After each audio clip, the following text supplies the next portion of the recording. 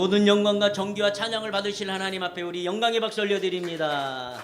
우리 이 땅에 오신 예수 그리스도 하나님 찬양과 영광을 받기 합당하신 주님이십니다.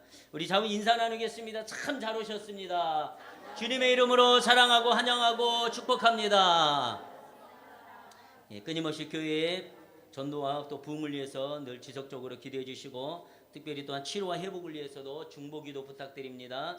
우리 박민자 성도님, 또 장혁 집사님과 김준자 집사 어머니, 조혜순 성도님, 또 우리 조정상 권사님 아들 이영수 형제, 또 우리 정종훈 전사님 아들 윤수환 성도를 위해서도 끊임없이 중보 기도해 주시기를 바라겠습니다.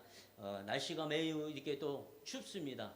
원래 12월 달 되면 그렇게 춥지는 않는데 이 기후 현상으로 이제 이상한 현상들이 막 일어나면서 어떻든 우리 성도님들 감기, 특히 독감 유행을 부리고 있는데 건강 잘 챙기시기를 바라겠습니다. 내일은 또 성탄 주일, 성탄 이 땅에 오신 예수님을 위해서 또 우리 성탄 예배로 드립니다. 우리 성도님들 내일 또 함께 참여하셔서 성탄 예배로 또 하나님께 영광을 돌릴 수 있는 시간들이 되었으면 좋겠습니다. 우리 같이 금주 성경 말씀 암송 함께 보도록 하겠습니다. 마태복음 1장 21절 말씀, 우리 다 같이 한 목소리로 합독하시겠습니다. 아들을 낳으리니 이름을 예수라 하라. 이는 그가 자기 백성을 저희 죄에서 구원할 자이심이라 하니라. 아멘. 귀한 말씀을 한 주간도 승리하시고 이 시간도 목사님을 통해서 큰 은혜 받으시기를 바라겠습니다. 오늘 하나님 주신 말씀은 히브리서 9장 19절에서 26절까지 말씀입니다. 히브리서 9장 19절에서 26절까지 말씀, 제가 가진 성경 신약 361페이지에 기록되어 있습니다.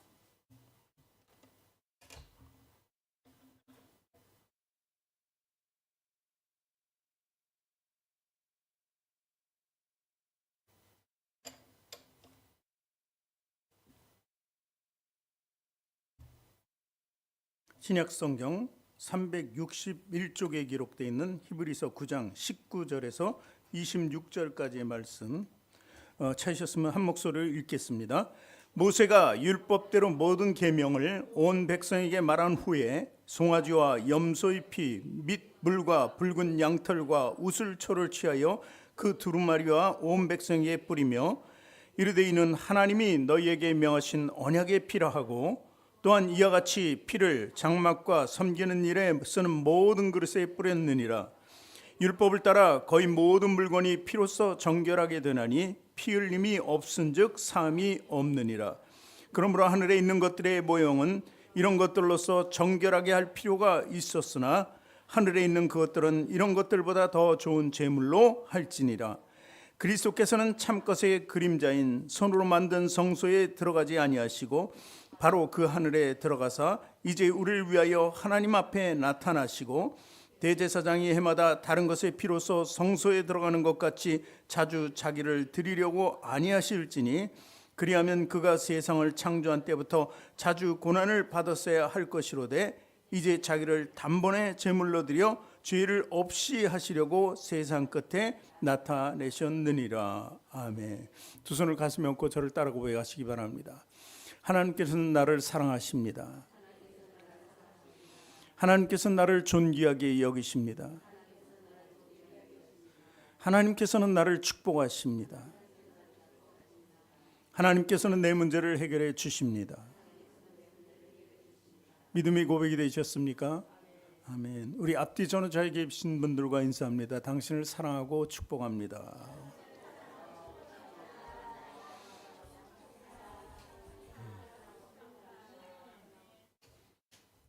여러분 한 분 한 분을 주님의 사랑으로 사랑합니다. 그리고 또 축복하기 원합니다. 제가 그전에 남미 선교를 많이 했었죠. 목회하기 전에 사실 남미 쪽을 많이 다녔고, 그리고 그 외에도 좀 다녀온 기억이 있습니다. 브라질 상파울로 같은 경우에는 거의 우리나라의 반대 방향이고 12시간 차이 나는 곳인데 한 5번 정도 갔다 온 것 같아요. 그런데 아주 오래전에 브라질 상파울로에서 큰 화재가 발생했습니다. 그 24층짜리 은행 건물인데 직원이 한 600명 상주하고 있었어요. 근데 거기에 큰 불이 일어났어요. 그래서 사람들이 당황해하고 막 어떻게 할 줄을 모르는 거예요. 탈출을 해야 되는데 탈출로도 없고, 그러다 보니까 막 건물 위로 올라가고 뛰어내리는 사람도 있고 막 별의별 사람이 다 있는 거예요. 그래서 보니까 계산해 보니까 나중에 뛰어내려서 죽은 사람이 600명 중에 188명이나 되었다는 거예요.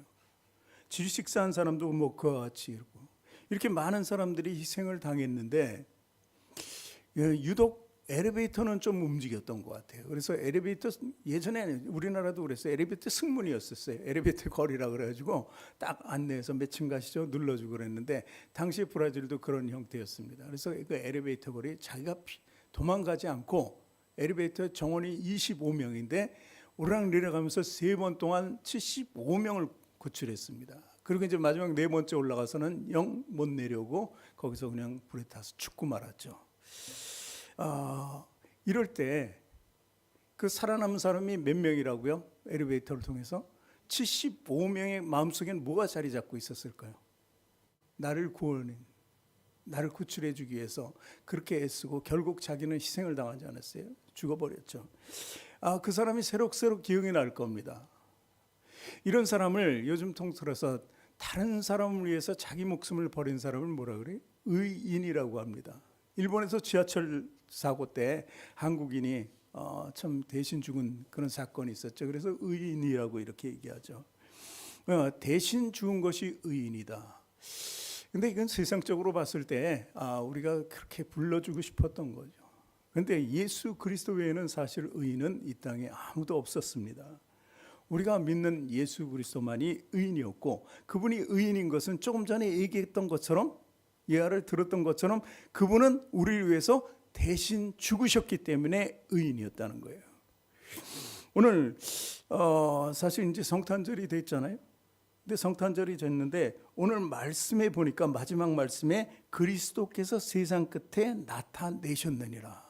이 성탄절이 바로 그 예수께서 의인된 예수께서 이 땅에 오신 날이에요. 그래서 오늘 말씀 끝에 나타내셨느니라 이렇게 기록하고 있는 것입니다. 지난주에 죄에 대해서 제가 말씀드렸어요. 그때 우리가 뭐라고 고백해야 됐을까요? 그 제목도 그래요. 나는 죄인입니다. 그래, 내 행동과 내 입술과 나 자신이 스스로 잘 알면서도 모른 척하는 것, 이 모든 것이 죄라고 했습니다. 이런 것을 인정하고 내 스스로 죄인이라고 고백해야만 우리 마음이 열리고 생각이 열려요. 그리고 그리스도를 통해서 죄 사함을 받을 수 있다고 제가 말씀드렸습니다. 그런데 이것이 지금의 방법이라면 예전에는 어땠을까요? 오늘 말씀해 보니까 제사의 기준에 대해서 이렇게 쭉 얘기해요. 그리스도의 피지. 그리고 이 피라는 것이 굉장히 강조되고 있습니다. 사실 성경은 성경책 이 성경을 뭐라 그러니까 하나님의 사랑이다. 이 성경책은 한마디로 사랑이라고 이렇게 합니다. 근데 사랑이 되기 위해서는 뭐가 필요했어요? 예수 그리스도의 피가 필요했다는 거예요. 그래서 성경은 처음에 붉은 책으로 나왔어요. 붉은 책. 성경은 붉은 책이다. 피로써 써진 책이다. 이렇게 얘기했던 것입니다. 사실 인간의 그 역사 속에서도 이 피 흘림이 없이는 죄 사함이 없었던 것을 알 수 있습니다. 첫 번째로 범죄했던 아담과 하와가 사실 하나님께 그 사함을 받기 위해서는 가죽옷이 필요했어요. 그들의 입혀준 가죽옷이 필요했는데 그 가죽옷을 만들기 위해서는 짐승의 피가 필요했던 거예요. 그러니까 피를 하나님께서는 원하신 거예요. 피를 원하셨다는 게 피를 취하기 위해서 그런 게 아니라 피를 통한 죄사함이 필요했던 것입니다. 그도 그럴 것이 또 우리가 그 기생 라합의 여리고성을 점령할 때 기생 라합을 통한 이제 활약이 있었죠. 정탐꾼이 들어갔는데 여리고성을 함락시키기 위해서 들어갔는데 쭉 보고 있는 중에 들키고 말았어요. 그랬을 때 기생 라합 집에 들어갑니다. 그 라합이 그를 철저하게 숨겨주죠. 그리고 그들은 다시 나올 때 약속을 합니다. 만약 우리가 여리고성을 점령할 때 모든 것을 다 진멸할 텐데 너희 창문에 붉은 줄을 걸어놓으라 이렇게 얘기합니다. 그 붉은 줄은 구원의 표시였어요. 구원의 표시. 그 붉다는 것은 바로 피를 얘기합니다. 그래서 이모저모로 구약에서는 예수님의 피를 우리에게 보여주면서 하나님이 그 피를 통해서 죄사함을 받게 하시려고 한 그 애타는 사랑, 그 애타는 사랑이 결국 그리스도를 죽이는 십자가의 형벌을 해주시는 그런 것으로 우리에게 나타난 것이 아닙니까? 그래서 구약의 사람들은 예수님이 오시기 전까지는 그 피를 어떻게 했어요? 죄사함을 통해서 자기가 죄사함을 받아야 되기 때문에 그 피가 필요했던 것입니다. 그래서 자기 스스로 어떻게 자기를 피를 흘릴 수는 없잖아요. 자기를 죽일 수는 없던 것입니다. 그래서 하나님께 나가기 위해서는 세 가지가 필요했어요. 하나님께 나가려면 하나님이 계신 곳으로 가야 돼요. 그러니까 첫 번째 성전이 필요했던 거예요. 오늘날은 교회입니다. 그리스도의 머리, 그리스도가 필요했던 건데 그리스도 머리 되신 분이 곳이 바로 교회이기 때문에 예전엔 성전이었죠. 구약엔 그 성전이 필요했고, 그리고 자기 스스로 하나님 앞에 나갈 수 없었기 때문에 또 한 가지 필요했던 것은 대제사장이 필요했어요. 대제사장에게만 하나님이 나올 수 있는 권한을 주었던 것입니다. 그리고 세 번째 필요한 것은 제물이 필요했던 거예요. 제물. 이 세 가지가 있어야만 하나님께로 나갈 수 있었고 하나님께 나가서 죄사함을 받을 수 있는 기준이 되었다는 것입니다. 그런데 이 세 가지 모두가 그리스도의 모형이라는 것이죠.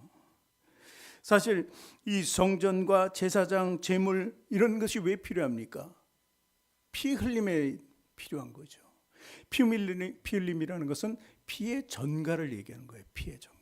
내 피가 아닌 그 제물의 피로 말미암아 내가 한시적으로 어떻게 죄사함을 받을 수 있다는 그 기준을 만들어 놓은 거죠.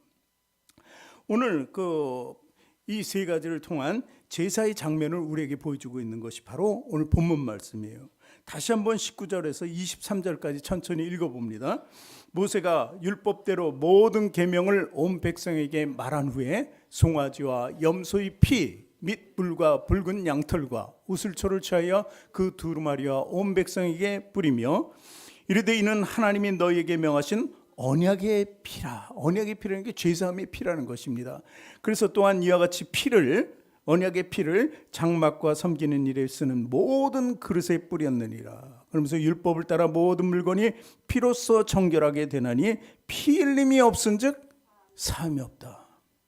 그러므로 하늘에 있는 것들의 모형은 이런 것들로서 정결해야 할 필요가 있었으나 하늘에 있는 것들은 다 이런 것들보다 더 좋은 제물로 할지니라. 더 좋은 제물이 무엇입니까? 과연 바로 예수 그리스도를 얘기하는 것입니다. 오늘 저는 지금 읽은 본문의 말씀이 죄사함 받고자 하는 구약의 레위기의 제사라는 것을 말씀드리고 싶어서요. 레위기라는 것이 성경 레위기를 전체를 읽은 사람은 사실 별로 없습니다. 저도 예전에는 레위기를 읽을 수가 없었어요. 도대체 이걸 왜 만들었을까? 이것은 분명히 알았죠. 우리 목사들은 이제 공부를 했으니까 레위기는 두 가지로 나뉘어서 첫 번째 한 반 정도는 하나님께 나아가는 길, 그러니까 죄사함 받는 길을 열어준 제사에 대한 것이고, 또 뒤에 있는 부분은 절기를 통해서 하나님과 동행하는 삶을 보여준 것이다. 이 정도를 알고 읽습니다. 그래도 익혀요. 그 정도만 알아도.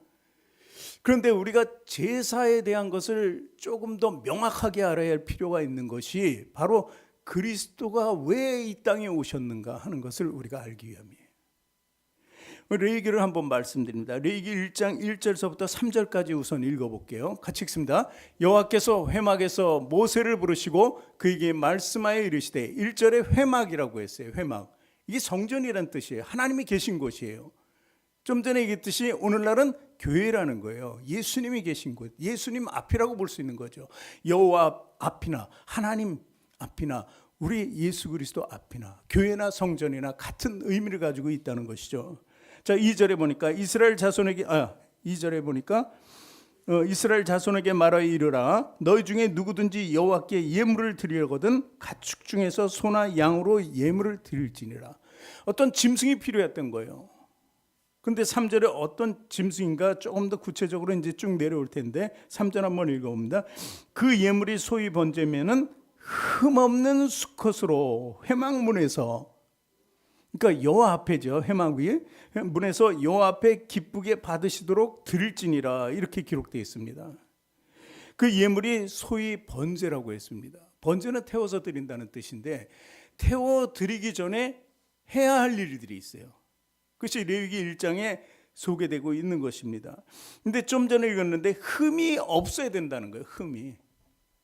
뭔가 대신하려면 흠이 없어야 된다는 것을 강조하고 있는 것입니다. 그래서 그 당시에는 집에서 정성껏 길렀던 거예요. 이건 내 대신 내 죄사함을 받기 위해서 내가 기르는 것이기 때문에 흠이 없어야 된다. 그래서 아주 정성껏 길러서 그 1년에 그때가 되면 그 짐승을 가지고 나갔던 것입니다.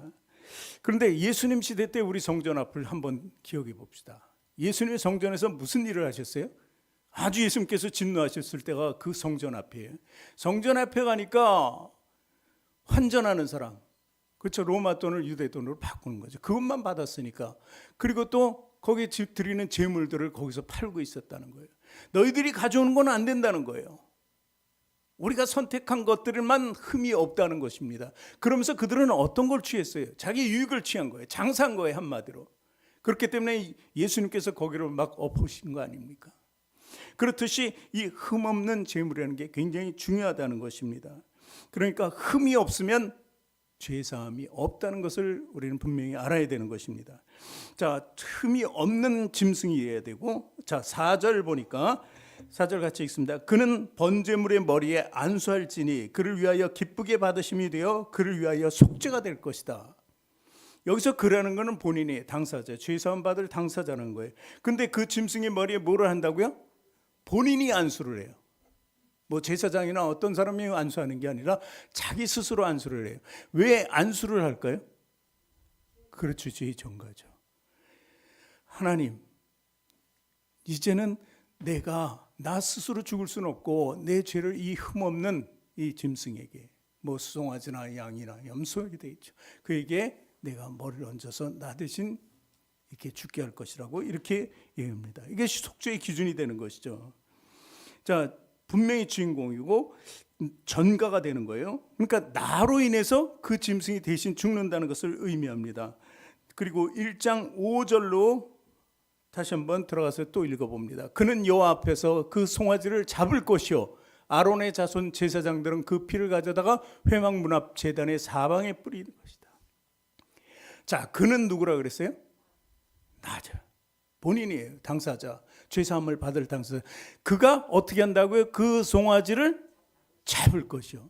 여러분, 흔히 생각하면 우리가 제사장들이 많으니까 난 갖다가 이렇게 돈 주고 사든지 어쨌든 내가 키우든지 갖다 주면 그들이 다 해줄 걸로 아는데 전혀 아니라는 거예요. 그 송아지를 잡을 자가 누구라고 해? 나 본인 당사자라는 것입니다. 사실 이런 것을 이 성막이라든가 이런 제사를 재현하려고 이제 많은 사람들이 노력을 했어요. 그리고 또 이제 영상에 유튜브 보면 나옵니다. 근데 그거 하나 잡으려고 몇 사람이 붙잡고 몇 시간을 동안을 막 하는 거예요. 그러면은 그는 나라면 여러분 스스로가 될 수 있고 그 당시의 유대인이 될 수 있어요. 1년에 한 번 제물 바치는데 그 도살꾼은 아니잖아요. 기술적으로 그거를 연구하고 이렇게 했던 사람은 아니에요. 그 한 마리를 잡는다는 게 보통 일이 아닌 것입니다. 전문 도살자가 아닌데 어떻게 잡아요? 한 번에 아무리 해도 한 번에 잡을 수가 없어요. 그 잡는다는 건 상상만 해보세요. 제가 젊었을 때 우리 처가에 가면은 명절 때 사람들이 다 모여요. 다 들어와요. 그때만 해도 명절 때 하면 사람이 엄청 많습니다. 그럼 그때 이제 돼지 한 마리씩 이렇게 잡아요. 어떤 때는 제가 이제 내놓은 적도 있었는데, 근데 그 돼지를 잡는데 당시 정육점이 없고 도살장이 없었기 때문에 그 섬마을인데 그걸 누가 잡아요? 동네 사람들이 잡아요. 그래도 한 번쯤 잡았다고 하는 사람, 옆에서 지켜봤다고 하는 사람들이 모여서 저 뒤로 끌고 가더라고요. 사람 안 보이는 대로. 그런데 많이 걸려요. 오래 걸려요. 돼지 멱다는 소리에 뭐 난리입니다. 난장판이. 그게 잡는 거예요. 근데 누가 잡아야 된다고요? 여러분? 그거를 다른 사람이 해주는 게 아니라 내가 잡아야 한다는 거예요. 그것을 내가 잡고 내가 그것을 목도하고 내가 힘들었을 때 죄사함이라는 게 이렇게 어려운 거구나 하는 것을 알 수 있게 된다는 거죠. 그래서 분명히 본인 스스로 잡아야 한다는 것을 얘기하는 것입니다. 그리고 그 피를 어디에 뿌린다고요? 제사장이 이제 그 피가 나오면은 이제 죽여가지고 피를 흘림이 있으면 그 피만 받아다가 제사장에게 주면은 제사장이 이제 그때 대응을 합니다. 어떻게요? 사방에다 피를 뿌린다고 이렇게 기록되어 있습니다.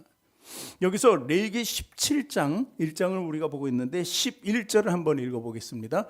육체의 생명은 피에 있습니다. 내가 이 피를 너희에게 주어 제단에 뿌려 너희의 생명을 위하여 속죄하게 하였나니 생명이 피에 있으므로 피가 죄를 속하느니라. 자, 이렇게 죄사함이 쉬운 게 아니에요. 어떤 짐승을 내가 잡아야 되는 거예요. 그 잡는 게 쉽지 않다니까요. 어쨌든 그리고 이제 레위기 1장으로 다시 돌아가서 6절을 봅니다. 6절 같이 읽을게요. 그는 또 그 번제물에 가죽옷을 벗기고 각을 뜰 것이다. 그냥 그 정도에서 끝나는 게 아니라 그거 하는데도 엄청난 거예요. 뭐 온몸이 막 피에 적셔질까 튀고 저는 난리가 났을 텐데 또 가죽을 벗겨야 돼요. 짐승 가죽 벗기는 게 쉽습니까? 정말 기술자들은 다리 있는 쪽 잘라가지고 쫙 벗기면 벗겨지더라고요. 근데 뭐 경험이 없는 사람은 그거 벗기려면은 벗기면 한쪽은 피고 한쪽은 살이고 한쪽은 껍데기고 이것을 해야 되는 거예요. 또 각을 뜬다는 건 무슨 말이에요? 이 짐승의 뼈 마디마디를 다 잘라낸다는 게 각을 뜬다는 것입니다. 이런 것을 계속 해야 된다는 거예요. 죄사함을 받기 위해서는 그 짐승을 데리고 가지고 이런 행위를 본인 스스로가 다 해야 된다는 것입니다. 그게 구약의 제사법이었다는 것입니다. 그러면 이제 레위기 1장 7절 8절에 또 봅니다.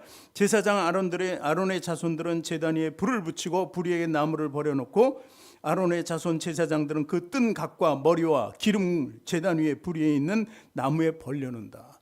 다 우리 스스로 한 것을 갖다가 해주는 게 바로 제사장의 대응. 절대로 제사장들이 했다고 생각하지 마세요. 그가 했다는 거예요. 본인이 했다는 것입니다. 그러니까 번제를 드려 이제 태우는 거죠. 그리고 내장과 남은 정광이까지도 제단 위에 올려서 번제를 완전히 드리는 거예요. 자, 그리고 1장 9절 말씀을 또 이어서 읽어봅니다. 그 내장과 정강이를 물로 씻을 것이요 제사장은 그 전부를 제단 위에서 불살라 번제를 드릴지니 이는 화제라. 그러면서 여호와께서 향기로운 냄새네요. 여호와께 그 향기로운 냄새. 이 과정을 보세요. 그 드리려고 하는 사람은 별의별 짓을 다 해가지고 정말 힘들게 했는데 결국은 그 향기로운 냄새를 하나님께서 맡기 위해서 그렇게 우리에게 시켰다는 거 아니에요. 우리는 아니지. 그 당시의 사람들에게.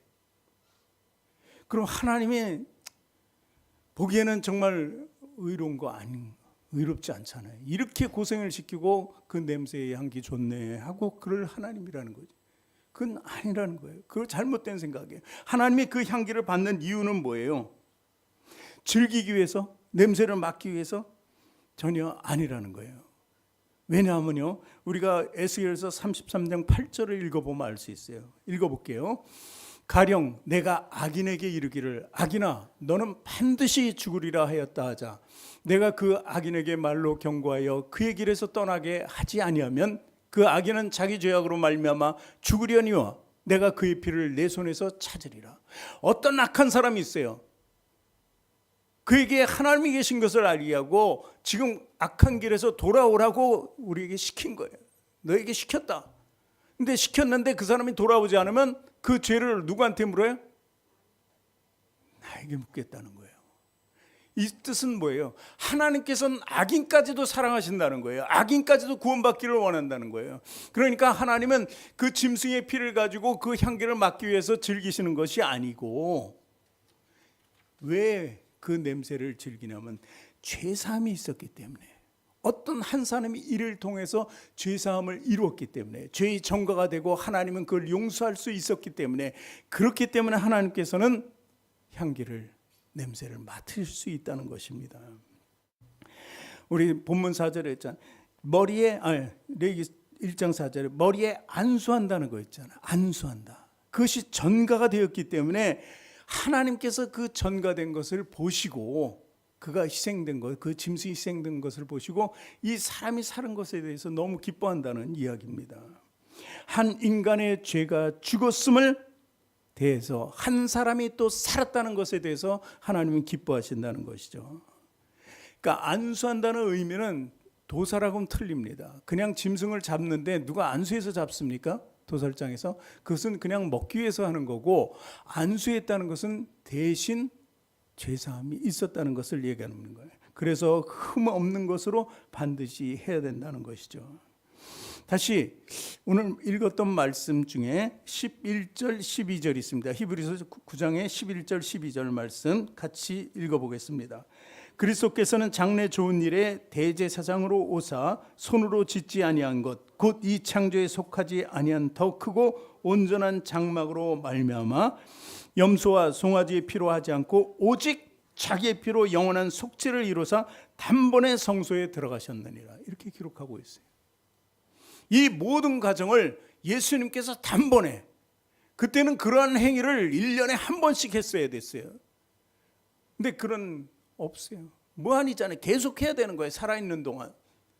그러나 예수 그리스도로 말미암아 단번에 하나님께 나갈 수. 이 성소에 들어갔다는 일은 하나님께 나갔다는 일은 죄사함이 있었기 때문에 나가는 거예요.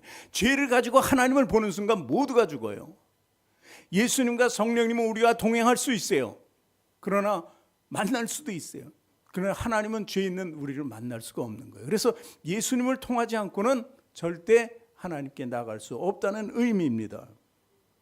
또 히브리서 10장 3절 4절 5절 또 이어서 읽습니다. 그러나 이 제사들에게는 해마다 죄를 기억해야 하는 것이 있나니. 해마다 드렸다잖아요. 기억하나. 왜 기억해요? 아주 처절하게 그거를 죽이고 뭐 나중에 껍데기를 벗기고 각을 뜨고 내장을, 이거 1년에 한 번 한다고 생각해 보세요. 그렇죠? 1년이 돌아올 때 아주 너무 힘들 거예요. 마음적으로 고생도 클 거예요. 가서 한다는 생각이. 그래서 기억해야 된다는 거예요. 1년에 한 번씩. 예전에 구약에 그랬다는 거예요. 그 다음 4절에 보니까 이는 황소와 염소의 피가 능히 죄를 없이 하지 못함이라. 1년 동안이라 그랬어요. 그러니까 없는 것은 아니에요. 1년이 지나면 꼭 해야 돼요. 안 하면 그 죄가 쌓일 수밖에 없다는 것을 의미할 수도 있어요. 5절을 보니까 그러므로 주께서 세상에 임하실 때 이르시되 하나님이 제사와 예물을 원하지 아니하시고 오직 나를 위하여 한 몸을 예비하셨도다. 이 모든 과정이, 구약의 레위기에 있는 과정이 바로 예수님 한 분을 통해서 다 해결될 수 있게 되었다는 것을 이야기하는 것입니다. 그러니까 구약의 모든 것들은 지금 현재 그리스도의 모형이었다는 것을 우리에게 보여주고 있는 것입니다. 예수께서는 흠없는 의로운 분이셨습니다. 제물이 되실 수 있는 유일한 분이었다는 것입니다. 그래서 십자가에 철저하게 죽으셨고 내 죄를 대속하신 것이라는 거예요. 무죄한 피를 흘리고 그 피가 사방으로 흘려졌어요. 예수님은 어떤 모습입니까? 가시관을 머리에 쓰고 머리에도 피가 흐르고 그 못 박힌 손과 발, 거기서도 피가 흐릅니다. 그 창에 찔린 옆구리에 피가 흘려요. 그것이 온누리에 갈아지는 거예요. 제단 사방처럼 온누리에 깔리게 된 것 아닙니까? 그리고 몸이 찢어지는 고통, 채찍으로 맞을 때부터 고통이에요. 정말 마디마디가 잘라져 나가는 그 고통을 예수님께서 다 받으신 거예요. 구약의 제사를 이루신 것이라는 것을 우리는 알아야 된다는 것입니다. 짐승의 번제가 여호와 하나님께 흠양되었어요. 받으셨다고 합니다. 그런데 자, 예수님이 이러한 십자가형이 하나님 받으셨을까요? 안 받으셨을까요? 하나님이 받으신 거예요. 제물로 모든 인류를 위해서 대속하신 그 예수 그리스도를 그대로 받으신 거라는 거예요. 그래서 그를 믿는 자들이 믿음으로 다 제사를 드린 거예요. 그래서 구원을 받고 죄사함을 받을 수 있게 됐다는 것입니다. 오직 뭐로요? 지금은 예전에 구약에서는 레위기는 행위로 됐단 말이에요. 짐승을 기르고 짐승을 잡고, 그래서 행위로 되었지만 지금은 뭘로 돼요? 믿음으로, 오직 믿음으로 되었다는 것입니다. 그 믿음이 우리에게 그냥 구원만 받을 수 있겠어요? 어마어마한 특권을 줬어요. 우리는 하나님을 어떻게 불러요? 여호와 하나님이라고 그러는, 아빠, 아버지라고 부를 수 있잖아요. 이것은 무엇을 의미합니까? 상속권자예요. 상속권자. 여러분, 이것은 엄청난 축복이라는 것입니다. 당시에 예수 그리스도가 십자가에 죽으시고 부활하고 승천하셨다는 이 일은 아주 센시해요. 너무나 혁명적이었던 일이에요. 많은 유대인들이 어떻게 하고 있었어요? 1년에 한 번씩 제사를 드리고 있었어요. 구약의 제사를 그대로 드리고 있었어요. 근데 예수를 믿는 순간 믿는 사람들은 그 제사를 드렸어요? 안 드렸어요? 안 드리게 되었다는 사실이에요. 그러니 공회 제사장들이나 바리새인과 서기관들은 그를 통해서 유익을 얻을 수 있는데 그것이 없어졌다. 예수님이 대신했다고 하니까 이게 말이 됩니까? 그러니까 예수님을 핍박하는 거예요. 예수님을 죽인 거예요. 죽인 것이 잘못됐는데 그것도 모르고 하여튼 죽이려고 없애려고 했던 거예요. 흔적도 없애려고. 많은 백성들이, 고난에 처해 있는 백성들이 정말 1년에 한 번 이거 드린다는 게 정말 엄청난 일이었습니다. 그러나 예수 그리스도께서 오셔서 단 한 번으로 그거를 마무리하셨어요. 그러니 백성들에게선 예수를 믿는 그 자체가 얼마나 큰 축복이에요. 그렇죠? 위대한 축복이었다는 것입니다. 그러니까 예수님께서 이 땅에 오셨다는 자체예요. 오늘 말씀 마지막에 본문에 나타내셨느니라, 그 말씀은 뭐예요? 이 땅에 오셨다는 거예요. 왜 나타나셨다고요? 그 모든 제사를 다 당신을 통해서 할 수 있도록 행위를 폐하고 예수 그리스도를 믿는 믿음으로 바꿔놓았다는 것입니다. 이게 바로 복음이에요. 복음이라는 게 아니에요. 그들에게 기쁜 소식은 그보다 더 기쁜 소식이 어디 있어요. 1년에 한 번씩 그 처단하는 행위를 하는 것이 아니라 예수님을 믿고 예수님을 통해서 그냥 갈 수 있다는 게 얼마나 큰 기쁜 소식이냔 말이죠. 그 기쁜 소식은 그때부터 지금까지도 이루어지고 있고 지금도 우리에게 다가오고 있는 거예요. 우리 현실적인 삶 속에서 바로 예수 그리스도께서 우리를 위해서 대속하셨다는 것을 우리가 믿음으로 받아들이기 때문에 지금 우리는 정말 축복된 삶을 살게 된다는 것입니다. 하나님께서는 얼마나 마음이 아프셨겠어요. 예수님의 살을 찢는 쇠못 그리고 옆구리 꽂히는 창날을 다 보셨잖아요. 오죽하면 예수님의 한마디 외침이 있었잖아요. 나의 하나님 어찌하여 나를 버리시나이까. 죄된 인간이었기, 그 모습을 보고 버림받은 예수 그리스도예요. 독생자 아들 예수 그리스도였지만 그때는 버림받았어요. 죄 때문에. 우리 죄의 전가가 바로 예수님께 되었기 때문에 예수님을 희생의 제물로 삼지 않고는 하나님을 우리를 용서해 줄 방법이 없었던 거예요. 아시면서도 그렇게 처참하게 외마디 소리를 지를 때 하나님께서는 듣고 지나가셨어요. 그래서 우리 구원은 이루어진 것입니다. 그것이 바로 하나님께서 우리를 위한 결심이었어요. 그리고 성경의 약속이에요. 구약의 약속이 하나님 아들 예수 그리스도를 이 땅에 보내셔서 우리에게 구원을 이룬다는 그 약속이라는 거예요. 이걸 통틀어서 가볍게 여기지 마시고 이것이 정말 나에게 있어서 가장 기쁜 소식이라고 복음으로 받아들일 수 있다면 여러분은 성공적인 신앙생활을 한다는 것입니다. 히브리서 9장 26절 말씀 다시 한번 읽어봅니다. 그러므로 26절입니다. 그리하면 그가, 제가 읽겠습니다. 그리하면 그가 세상을 창조한 때부터 자주 고난을 받았어야 할 것이로되 이제 자기를 위하여 단 한 번 제물로 드려 죄를 없이 하시려고 세상 끝에 나타내셨느니라. 바로 이 말씀입니다. 우리 성탄절은 우리에게 이런 축복의 기념일이라는 거예요. 그분이 오셨다는 것이 바로 우리에게는 가장 위대한 축복이에요. 태어나서 정말 진정한 축복은 이거밖에 없다는 거예요. 당시 유대인들 중에 믿는 사람들, 병 고침 받은 사람, 귀신 나간 사람들, 예수님을 통해서 은혜 받은 사람들에게 뭐라고요? 죄 사하면 너희 죄가 사해졌다는 거예요. 이 한마디 말보다 더 큰 위로는 없었어요. 죄 사함이 있으니 성전에 나가서 이제 다시 제물을 바칠 필요가 없다는 것입니다. 성탄절은 바로 이런 의미가 있는 날입니다. 세상 끝에 나타나신 예수님, 그날 그때를 기념하는 날이 바로 성탄절입니다. 그러나 또 우리가 기억해야 될 것은 또 다시 그분이 한 번 더 나타나신다는 사실이에요. 그게 언제예요? 재림입니다. 우리는 재림을 마음속에 두고 살아야 돼요. 물론 내가 살아있을 때 이 땅에 안 오시면 내가 죽어서라도 하늘나라에 가게 되잖아요. 그러나 그 과정 속에서 우리에게 정말 구태의연했던 그런 모든 것들이 없어지고 오직 믿음으로 복음을 취할 때 주님의 나라에 들어갈 수 있다는 사실을 우리 상기하고 하나님께 감사해야 돼요. 이 성탄절의 의미를 감사로 하나님께 드리는 저와 여러분이 되시기를 주님의 이름으로 축원합니다. 기도하겠습니다. 하나님 감사합니다. 우리는 알지도 못하고 정말 죄사함 너무 가벼이 여겼습니다. 그러나 이제 말씀을 통해서 우리가 그 죄사함의 진정한 의미를 깨닫게 돼요. 이제 그러니 더욱더 하나님께 감사하고, 이처럼 우리는 아무 공로 없는데 우리를 믿음만 보시고 구원해 주신 하나님께, 그리고 또 그 희생자이셨던 대속하신 예수 그리스도를 우리가 볼 때마다 가슴에 안고 감사함으로 나가게 하여 주시옵소서. 이제는 주를 내 안에 모시고 항상 떠나지 않게 하며 오직 주님만이 나의 모두가 된 것을 고백할 수 있는 우리가 될 수 있도록 하나님 인도하여 주시옵소서. 감사드리며 예수님 이름으로 기도합니다. 아멘. 우리 여호와 유월절 같이 찬양합니다.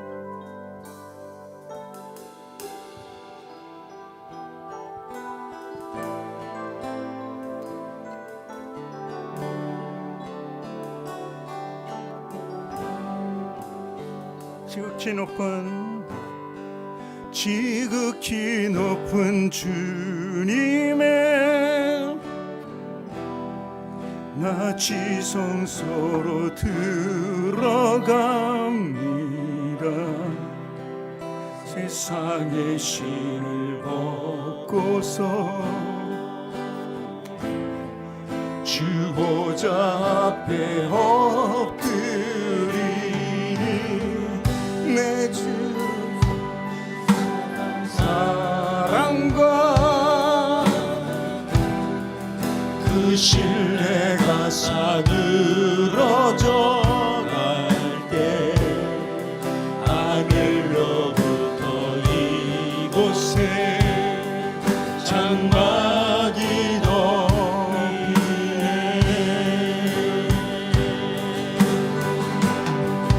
이곳을 덮으소서. 이곳을 비추소서.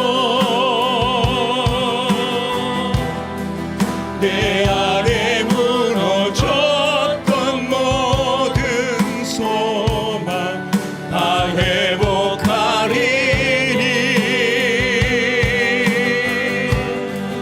이곳을 지나소서. 이곳을 만지소서. 내 안에 죽어가는 모든 예배 다 살아나리라. 이곳을 덮으소서. 이곳을 비추소서. 이곳을 비추소서. 내 안에 무너졌던 내 안에 무너졌던 모든 소망 다 회복하리니. 이곳을 지나소서. 이곳을 지나소서. 이곳을 만지소서. 이곳을 만지소서. 내 안에 죽어가는 모든 예배 다 살아나리. 다시 한번 이곳을 덮으소서. 이곳을 덮으소서. 이곳을 비춰주소서. 이곳을 비추소서. 내 안에 무너졌던 모든 소망 내 안에 무너졌던 모든 다 회복하리니. 다 회복하리니. 이곳을 지나소서. 이곳을 지나소서. 이곳을 만지소서. 이곳을 만지소서. 내 안에 죽어가는 모든 예배 다 살아나리라. 그렇습니다. 주님, 우리 주님께서 이 땅 가운데 오셔서 우리 주님을 주신 그 희생, 그 예수 그리스도의 보혈의 피로 말미암아 우리를 죄에서 구원하여 주시고 하나님의 거룩한 자녀로 삼아 주셨으니 오늘 이 땅 가운데 오신 우리 주님을 온전히 우리의 삶 가운데 주님을 높여드리는 삶을 살게 알려주시고, 그래서 오직 우리가 구원받는 백성으로 하나님의 자녀로서 날마다 주님 앞에 감사하며 주님께 영광 돌릴 수 있는 이 성탄절 우리 주님을 온전히 높여드리는 삶이 되게 알려주시고, 그래서 구원받는 백성으로 날마다 주님 앞에 감사함으로 나아갈 수 있는 우리의 삶이 되게 해달라고 오늘 말씀을 생각하며 다 같이 합심해서 기도함으로 나아가겠습니다. 참 주신 우리 아버지 하나님을 향한 사랑을 참으로 감사합니다. 우리 주님께서 이 땅 가운데 오여주셔서 우리를 다시 아버지 하나님께서 그 아들 예수 그리스도를 이 땅에 제물로 보내시고 제사장으로 보내주시고 성수로 보내주셨습니다. 이를 믿는 자들이 하나님께 나갈 수 있는 지상 받을 수 있고 하나님 지성소로 나갈 수 있는 담대함을 가지게 되었으니 하나님 감사의 한과 영광을 돌려드립니다. 아버지 하나님께서는 주님이 계신 것입니다. 주님 머리에 계신 예수 그리스도의 열입니다. 아버지 하나님이 찾아오신 곳입니다. 이것이 우리가 나올 수 있는 것은 우리의 죄사함이라는 그 아름다운 아들 예수 그리스도의 죽음이 있었고 처단한 또한 희생의 십자가가 있었기 때문입니다. 아버지 하나님을 믿는 믿음으로 이제 우리가 주님 앞에 나와 싸우니 아버지 하나님 우리를 다시 한번 우리를 다 깨끗하게 씻어 주시옵소서. 죄산 받게 하여 주시옵소서. 주를 믿는 믿음으로 다시 한번 거듭날 수 있도록 하나님 인도하시고 주님의 피를 다시 한번 의지할 수 있도록 하나님 인도하시옵소서. 아버지 주님만이 우리 모든 것 된다는 것을 고백할 수 있도록 하나님 인도하시고 하나님의 그 지극한 사랑, 그 피흘림을 받아들인 그 사랑이 우리에게 임한 것을 믿게 하여 주시고 아버지 그 믿음이 이제 아버지라고 부를 수 있는 상속자의 권세를 누리게 하였으니 아버지 이보다 더 큰 축복이 어디 있고 이보다 더 큰 소식이 어디 있습니까? 하나님 우리 가운데 역사하여 주시옵소서. 우리 가운데 자동하여 주시옵소서. 이제는 주를 믿는 믿음으로 온전히 살아가게 하여 주시고 오직 믿음으로만 주님 앞에 나갈 수 있도록 하나님 인도하여 주시기 원하오니 성령이여 이 시간에 역사하여 주시고 성령의 예수의 핏뿌림이 우리 가슴을 덮치게 하여 주시옵소서. 그래서 주는 시선을 치우시도록 하나님 인도하여 주시옵소서. 주를 온전히 믿는 믿음만 가득 차게 하여 주시고 하나님을 사랑하는 믿음을 가질 수 있도록 하나님 주시옵소서. 이곳을 덮으소서. 이곳을 덮으소서. 이곳을 비추소서. 내 안에 무너졌던 모든 소망 다 회복하리.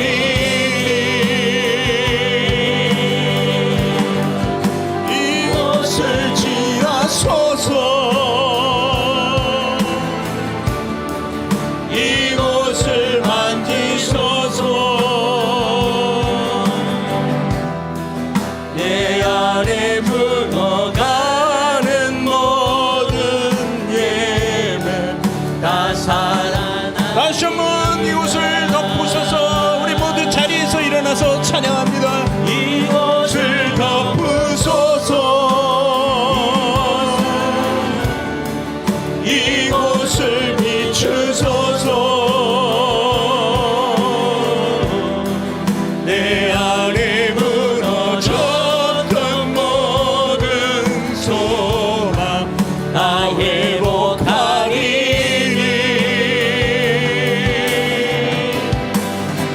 이곳을 지나소서.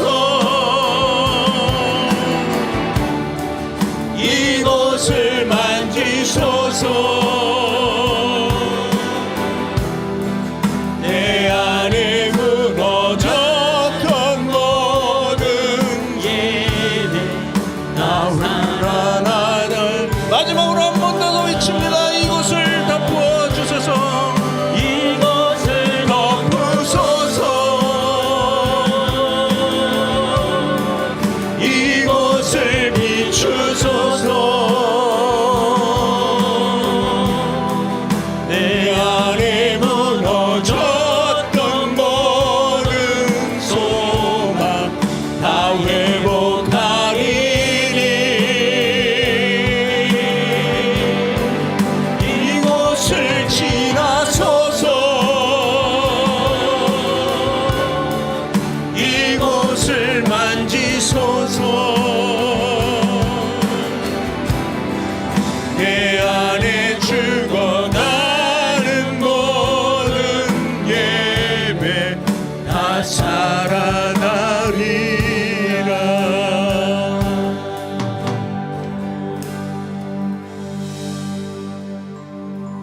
참으로 좋으신 하나님 아버지, 주님 십자가의 대속 너무도 감사하며 그러기에 하나님 더 찬양하기를 원합니다. 이 시간에 우리 마음, 우리 생각을 다 잡아주셔서 죄로 사로잡혔던 그 모든 것이 예수 그리스도 통해서 이제 온전히 다 사라지고 우린 죄사함 통해 구원을 받은 것을 확증합니다. 하나님, 이제 피로써 된 제사는 없습니다. 예수님이 이미 다 하셨습니다. 우린 그것을 믿음으로 주님께 나가고 있습니다. 하나님, 우리 걸음을 좌우로 치우치지 않게 하시고 오직 그 삶을 우리에게 주님께 드릴 수 있도록 하나님 인도하여 주시옵소서. 주를 사랑하는 마음 끊이지 않게 하여 주시고 세상을 보지 않고 우리 주님만 볼 수 있도록 하나님 인도하여 주시옵소서. 그 애타게 하나님께 외쳤던 예수 그리스도의 음성이 바로 나의 음성인 것을 깨닫게 하여 주시고 다시는 범죄하지 않으며 의로운 삶으로 하나님께 나갈 수 있도록 우리를 도와주시옵소서. 이 시간에 성령님이 함께 하심을 믿습니다. 성령님 운행하심, 성령님이 동행하심이 우리 함께 있어서 우리를 반드시 지키시고 좌우로 치우치지 않고 오직 주님의 푯대만을 바라보며 나갈 수 있는 우리가 될 수 있도록 하나님 인도하여 주시옵소서. 우리 성도의 나약함을 보시옵소서. 아버지, 그 나약함을 잡으셔서 강하고 담대함으로 만들어 주셔서 세상과 구별되는 거룩한 삶을 살게 하여 주시고 그리스도의 마음처럼 온유한 마음을 가지게 하여 주시옵소서. 겸손한 마음을 가지게 하여 주시옵소서. 내 입술을 사용해서 교만한 죄를 짓지 않도록 하나님 인도하시고 이제 오직 주님 말씀대로만 살아갈 수 있도록 하나님 인도하여 주시옵소서.